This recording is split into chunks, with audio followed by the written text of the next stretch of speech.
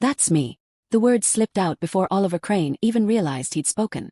The wallet lay open on the subway floor, the ID card staring up at him beneath the flicker of the train's fluorescent lights.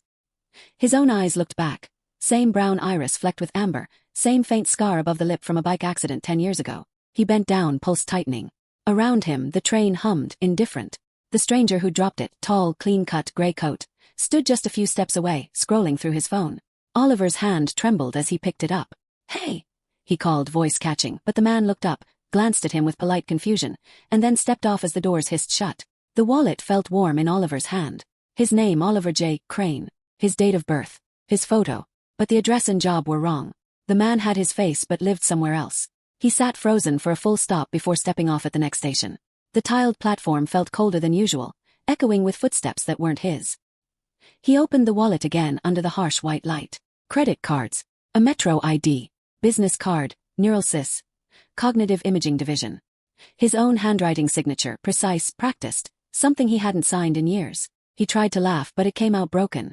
Maybe it was some elaborate prank, a deepfake ID scam. Still, when he turned the card over and saw the faint holographic watermark shimmer with his own face moving slightly out of sync, the humor vanished. It was alive.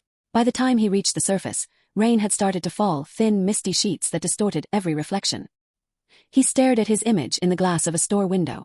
For a second, his reflection blinked slower than he did. He rubbed his eyes hard and kept walking. The city around him felt heavier, like a dream pressing down.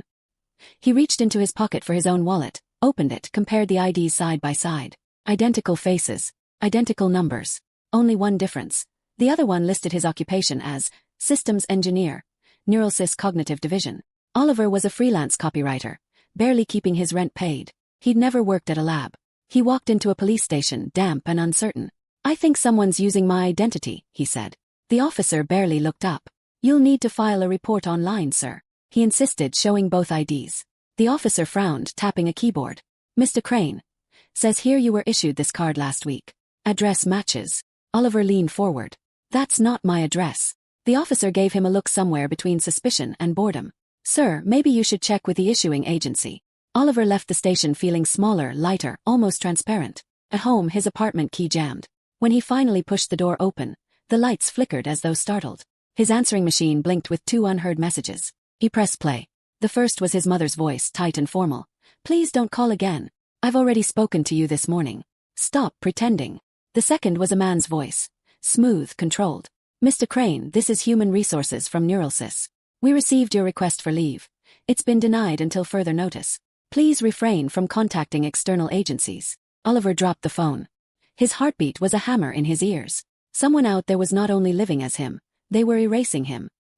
He tore through drawers, searching for proof of himself. Birth certificate, college ID, bank card, all still there. But when he logged into his bank app, the balance was 0. Count not found. He tried his social security number. The system flagged it as invalid. The world was shrinking pixel by pixel. He pulled up an old folder on his laptop labeled Family Photos. A warning appeared. Folder unavailable. Access restricted by Neurosys protocol. He didn't understand. He wasn't part of any protocol. A knock startled him. Through the peephole, a woman in a beige coat stood holding a folder and an ID badge. Neurosys Cognitive Division.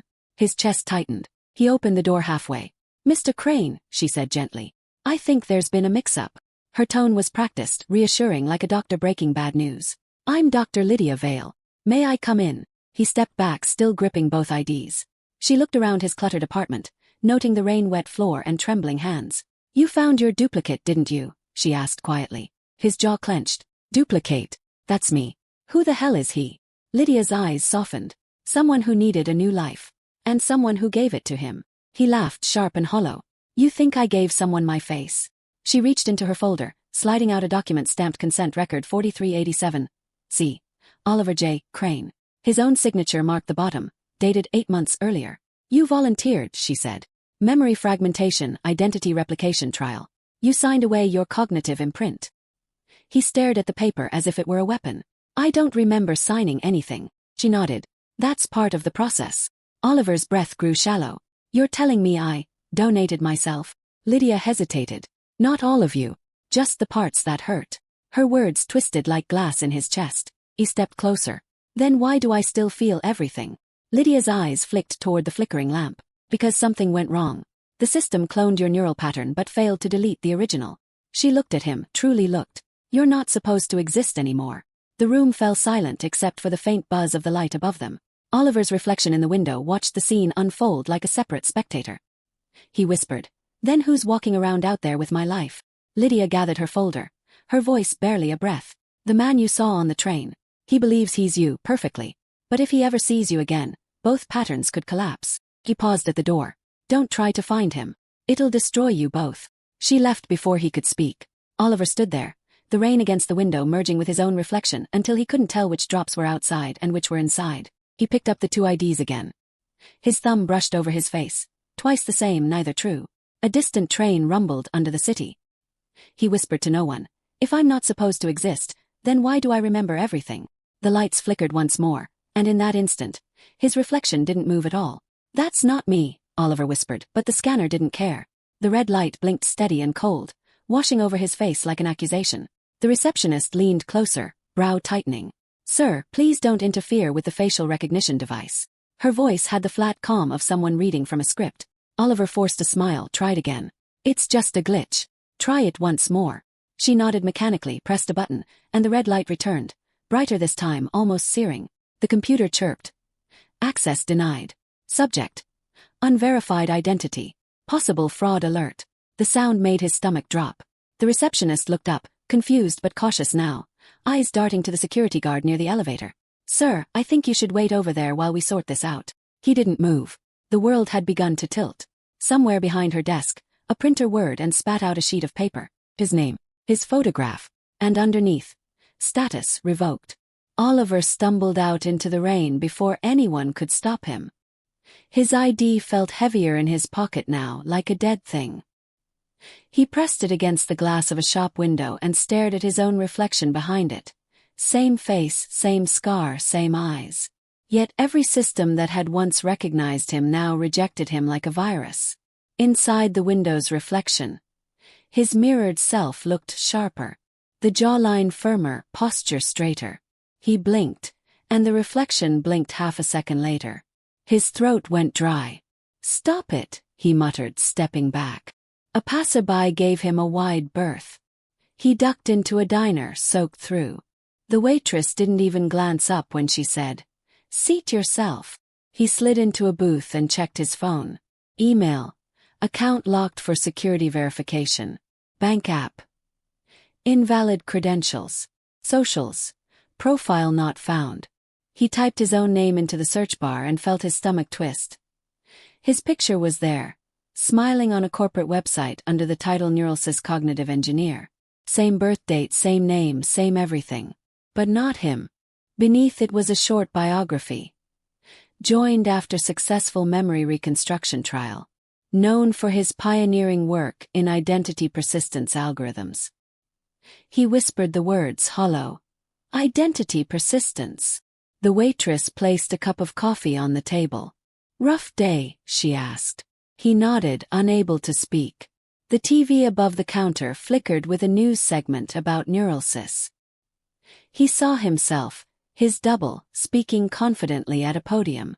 "We're proud to say our replication models are more human than ever." Oliver's hand shook.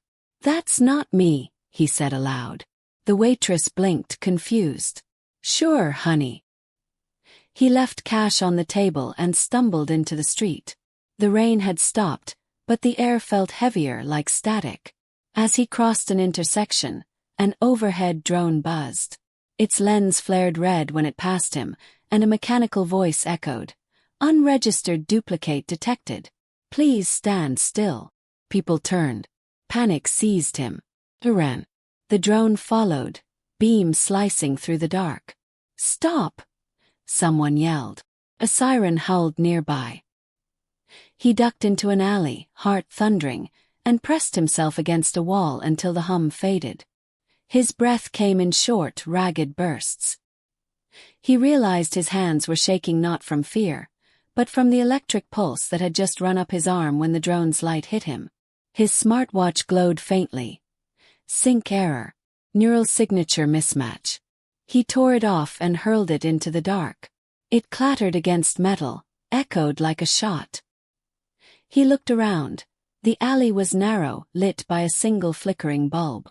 A homeless man sat near a dumpster, muttering to himself. Oliver froze when the man looked up. "They switched your eyes," the man said softly. "I can tell. Seen it before." Oliver stepped closer. "What did you just say?" The man laughed, low and broken. "You don't belong to your own face anymore. None of us do." Then he pulled his hood over his head and went silent. Oliver backed away, stumbling into the street again. Every car that passed seemed to carry reflections of him in the glass, faces slightly off, each one a variation that wasn't quite him. He reached a payphone, one of the few left standing, and dialed Lydia's number from memory. She answered on the second ring. "You weren't supposed to call me," she said quietly. "They've flagged you." His voice cracked. "They think I'm the imposter. They're erasing me." Then. "Oliver, listen. The system's correcting an anomaly. Two identical patterns can't coexist. The one that's integrated will survive. The one outside will." She stopped herself. "Meet me. There's a place we can talk." "Where?" he demanded. She hesitated. "Pier 19. Midnight. Don't let cameras see you." Then she hung up. The phone went dead. The city around him seemed to listen. Somewhere above, a public screen displayed an emergency alert. "Security breach at Neurosys Cognitive Division. Suspect at large." A grainy image appeared. It was him caught mid-run, eyes wide. His name in bold beneath. Oliver J. Crane, Identity Fraud Investigation. A woman passing by gasped and looked from the screen to him. He turned away quickly, hood up, walking fast, but he could feel eyes following him, phones lifting, lenses capturing. By the time he reached the waterfront, the streets were mostly empty. The lights shimmered on the water like scattered glass. He crouched behind a row of shipping crates, watching the reflection of himself ripple in the dark surface below. He whispered to it, "If you're me, what am I?" The reflection shifted with the waves, distorting into something almost unrecognizable. Footsteps echoed behind him. He spun. A silhouette stood under the pier light. Calm, familiar, still. The man from the subway. His face. His walk. His everything. The double didn't flinch. "You should have stayed gone," he said softly, voice steady, almost kind. Oliver froze. "You're not real." The other man smiled faintly. "I'm the version that worked." For a second neither moved. The night seemed to hold its breath. Then the sound of sirens swelled in the distance. The double's gaze shifted past him toward the flashing lights. "They're coming for you, not me. You'll never prove who you are." Oliver stepped forward. "You stole my life." The double shook his head. "You gave it away." Then he turned and disappeared into the mist. Oliver stood trembling, the truth burning cold in his chest. The sirens grew louder, the reflections on the water sharper. He looked down once more, and saw that his reflection no longer moved at all. The scar wasn't there before. Oliver's voice was barely a whisper, but the mirror caught it like a confession. His fingertips traced the faint line just below his hairline. Thin, surgical, too precise to be anything accidental. He leaned closer, watching the tremor in his reflection's hand. The bathroom light flickered once, and for half a second, he thought the reflection didn't move at all. He pressed harder against the skin. A flash of white light burst in his head.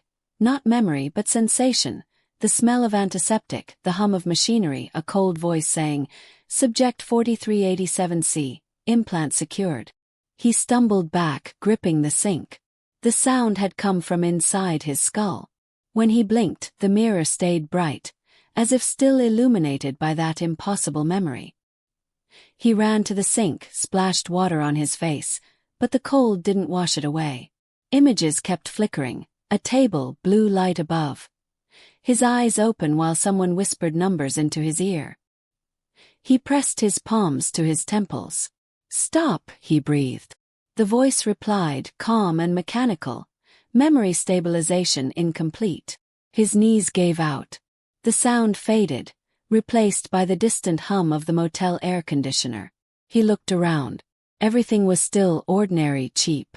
But the line on his head pulsed faintly, like a heartbeat beneath the skin. By morning, he could barely look at himself.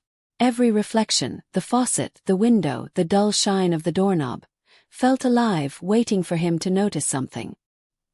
He wrapped a cap around his head and stepped out into the street. The city had begun to feel like a test. Every face, every sign, every sound arranged for someone else's eyes. When he stopped at a crosswalk, the traffic screen flickered. For one frame, he saw his own medical chart appear. Cognitive transfer date, March 19, 22. Implant series, beta. He blinked and it was gone. He found an internet cafe, the kind that still took coins. He typed neuralsys 4387C into the search bar. Access denied. He tried again with his old credentials. The system rejected him instantly, but before the page vanished, a thumbnail flashed for half a second. His own face, eyes closed under a surgical light. His hands shook. He looked around, half expecting someone to grab him. No one even looked up. The city was too busy deleting him to notice. He printed the image before the system wiped it. The paper came out half blank, the edges burnt like old film. Still in the faint outline he saw himself. Not quite him. The hair shorter, the face calm. Beneath the photo, a phrase appeared in pale ink. Donor acknowledged. Integration successful. He folded it into his pocket like proof of a crime that only he remembered. That night, he took a cab to the address printed on the neuralsys employee card he'd found in the stolen wallet. The driver glanced at him in the mirror. "You sure about that place, man? They shut it down last year. Something about data leaks." Oliver nodded. "Just drive." The building was on the city's edge, industrial and silent. The windows were covered in steel mesh. A flickering sign above the door read "Only NSC." Inside, the air smelled like rust and ozone. The elevator didn't work, so he climbed the stairs, each floor darker than the last.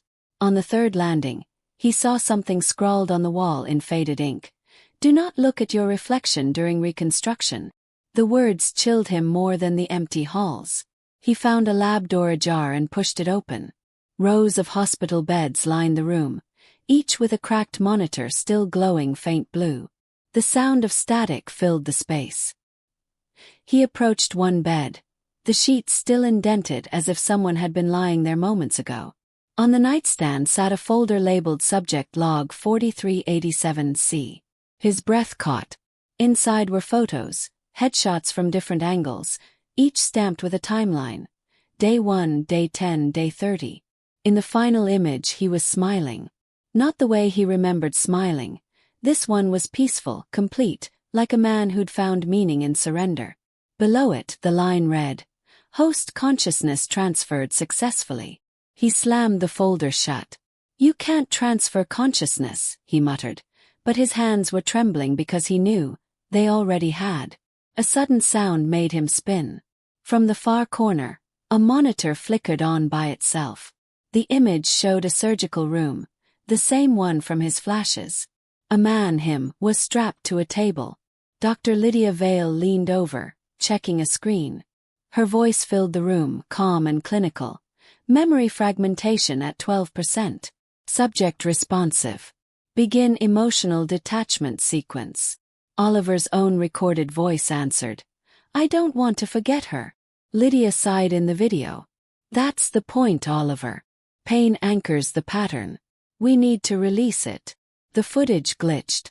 For 1 second he saw her hand slip over his eyes and then, nothing. The screen went black. He stood there paralyzed.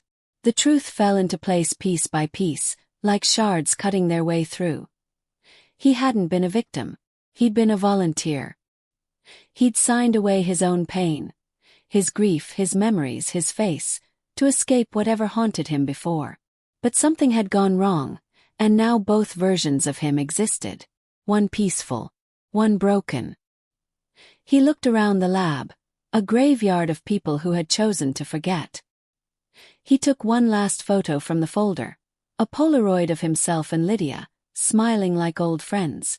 On the back she had written, "We'll build you a life worth remembering." He felt anger twist inside him, anger and shame. She'd known this would happen. She'd helped him erase the worst parts of himself, only for the remainder to crawl back, demanding truth. The lights above him flickered again, humming louder. A voice echoed faintly through the intercom. "Unauthorized presence detected. Security en route." He grabbed the folder and ran, heart pounding, every door slamming behind him automatically as if the building itself was closing in. When he burst into the street, cold air hit his face, sharp and clean. He looked at the skyline and realized the reflection in a nearby window wasn't moving again. It stood perfectly still, smiling faintly like a ghost caught mid-rebirth. He whispered, "What did they take from me?" The reflection's lips moved a heartbeat later. "Everything you begged them to. Stop running from yourself." The words came from behind him, low, deliberate, almost gentle, and for a moment Oliver thought they were his own. He turned sharply, but the street was empty, wet under the sodium glow. The voice still echoed in his head like a phantom heartbeat. He gripped the folder tighter, its corners cutting into his palm. Inside were the documents he'd stolen from the abandoned Neuralsys building. Donor records, experiment logs, and a list of names, all crossed out except one. The only one that said replication active. The rest had a single note stamped in red. Terminated. He shoved the papers into his jacket and started walking faster, every shadow now feeling like a reflection that hadn't caught up yet. He spent 2 days hiding in the city's cracks, subways, alleys, shelters, chasing fragments of data and memories that didn't belong to him yet felt like they were leaking through the walls of his mind. In one of those sleepless nights, he saw the same face again. His face, on a holographic ad for Neuralsys' new clinic branch. "Identity reconstruction. Tomorrow begins with you." The building's address glowed faintly in the corner. That was all he needed. The next morning he was there, standing across the street, staring at the mirrored glass that reflected both himself and the version of him the world had chosen to keep. The lobby was quiet, too clean to feel alive. He entered through the revolving doors pretending confidence, wearing a cap low over his face. The receptionist smiled mechanically. "Appointment name." He paused, then said, "Oliver Crane." She typed it in, and the system instantly froze. Her smile faltered. "Could you wait just a moment?" She turned toward the back office. He ran down the hallway, past doors labeled cognitive processing, pattern storage, reconstruction unit. He reached one that said archive. Level 3 access only. The keypad glowed red. He swiped his stolen ID. The light turned green. The door opened into a dim room lined with glass panels humming softly. The air smelled faintly metallic, like electricity and antiseptic. Each panel displayed floating holograms, faces rotating slowly, their expressions flickering between smiles and stillness. He stepped closer. Every face was tagged with data. Patient ID, memory index, emotional state. His breath caught when he saw his own file at the end of the row. The screen labeled Crane, Oliver J. hovered above a translucent console showing brainwave patterns pulsing like light through water. Beneath it was a folder titled Backup Memory. Original host. His hand trembled as he tapped it. The air shifted. A projection bloomed from the glass. His apartment, his laughter, his mother's voice, a birthday candle he never remembered blowing out. His own memories, intact, looping endlessly. He reached out to touch the image, but it recoiled, pixelating into static. A soft chime echoed, followed by the sterile calm of an automated voice. Unauthorized access detected. Report to supervisor immediately. He turned, searching for an exit, but the only light came from the rows of glass showing other people. All erased, all waiting. His reflection in the glass blinked back at him, except this time it smiled. Then came the sound of footsteps. Calm, confident, approaching. "You weren't supposed to see this," Lydia said, stepping into the dim light. She looked different now. Sharper, sleepless, but still carrying that same gentle pity in her voice. You've gone too far. Oliver's jaw clenched. You lied to me. She didn't deny it. I told you what you could handle. He gestured at the screens. You stole people's lives. Her eyes flicked toward his reflection. We gave them peace. You begged for this, Oliver. You wanted to forget. He stepped closer. Then why am I still here? Lydia's hand hovered over a tablet. Because the deletion failed. You're the residue. The echo that won't die. He stared at her, heart pounding, mind flickering through fragments of voices, lights, and the sensation of lying beneath that surgical lamp. Then what about him? He asked. Lydia didn't answer. Instead, she pulled up a live feed on the nearest screen. The other Oliver appeared. The one who'd taken his face, walking through a glass corridor upstairs, calm and confident, wearing the same expression he'd seen in every reflection that wasn't his own. Lydia whispered. He's the integrated version. Stable. Productive. Real. Oliver took a step forward, trembling. No. I'm real. Lydia looked at him with a mix of sadness and scientific awe. Reality isn't about memory anymore. It's about function. You don't function, Oliver. You haunt. He lunged at the console, tearing the cords free. The alarms blared, lights flaring red. If I'm the ghost, then I'll haunt him for the rest of his life. Lydia tried to grab his arm. Stop, you'll kill both of you. But he was already running through the hallway, the sirens chasing his breath. He burst through a service door, sprinting up a stairwell lit by white emergency strobes. Every floor he passed reflected pieces of himself, smiling, blinking, vanishing, as if the building itself was testing which one deserved to survive. At the top, he crashed through a door into a corridor of glass. The air hummed with quiet automation. And there at the far end stood the other Oliver, the perfect one, speaking softly to a technician, unaware of the chaos below. The sight stopped him cold. It was like staring through a mirror that had decided to reject him. The technician turned and saw him first, eyes widening. Security, she shouted. The double looked up, confusion flashing across his face before recognition set in. Oliver stepped forward, voice breaking. Do you remember me? The double's expression softened into something almost like pity. You're not supposed to be here. Neither are you, Oliver said. The alarms shrieked louder. The double looked at Lydia's reflection in the glass behind him, her face pale under the red lights. Lydia, he said quietly, end the duplication. She shook her head. If I do, I don't know which one will remain. The doubles stared at each other. Two identical heartbeats, two identical faces, the silence between them vibrating with everything that had been stolen and split. Oliver reached out his hand, palm trembling. You took my life. The other shook his head. No. You gave it to me. A blinding light filled the corridor as the system rebooted itself, scanning both of them simultaneously. The voice from above spoke again. Duplicate conflict detected. Resolution required. Sparks erupted from the ceiling. The ground shuddered. Oliver lunged, slamming his hand onto the panel beside the glass door. Erase me, erase him. Just stop pretending this is peace. The light flickered violently, and in that instant, the double's reflection overlapped perfectly with his own. One face, one moment, one impossible truth. Lydia screamed, Oliver, don't. But it was too late. He pressed his forehead against the glass, whispering, then let the system decide who I really am. The world went white. The screens exploded into static. Every face in the archive blinked out, one by one.